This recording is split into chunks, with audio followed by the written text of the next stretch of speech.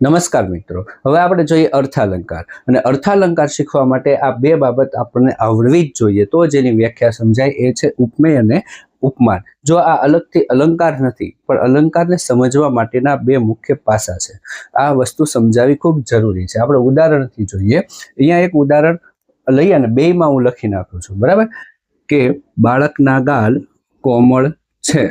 જો કયું ઉદાહરણ લખ્યું, તો કે બાળકના ગાલ કમળ કરતાંય કોમળ છે. બંનેમાં એક સરખું ઉદાહરણ લખ્યું છે. હવે આપણે જોઈએ ઉપમેય અને ઉપમાનને બરાબર સમજીએ. બાળકના ગાલ કમળ કરતાંય જેની વાત કરવામાં આવે તે, આમાં વાત કોની કરવામાં આવી છે?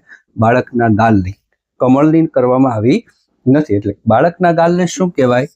તો કે ઉપમેય કહેવાય, કે જેની વાત કરવામાં આવી હોય તે વસ્તુ કે પાત્ર.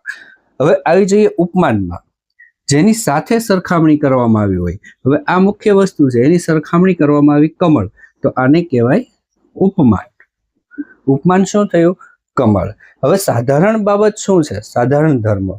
શા માટે બાળકના ગાલને કમળ સાથે સરખાવવામાં આવ્યું? એમ કેમ ન કીધું કે બાળકના ગાલ વડના પાન જેવા છે? એમાં આપણને કુમળાશ નથી દેખાતી, કમળમાં કુમળાશ દેખાય છે.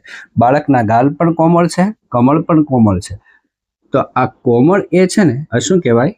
સાધારણ ધર્મ કહેવાય. જરૂરી છે તમારા માટે ઉપમેય અને ઉપમાન, કેમ કે અર્થાલંકાર શીખતી વખતે દરેક વ્યાખ્યામાં આ બે શબ્દો આવશે, જેનાથી તમે એ અલંકારને બરાબર સમજી શકશો.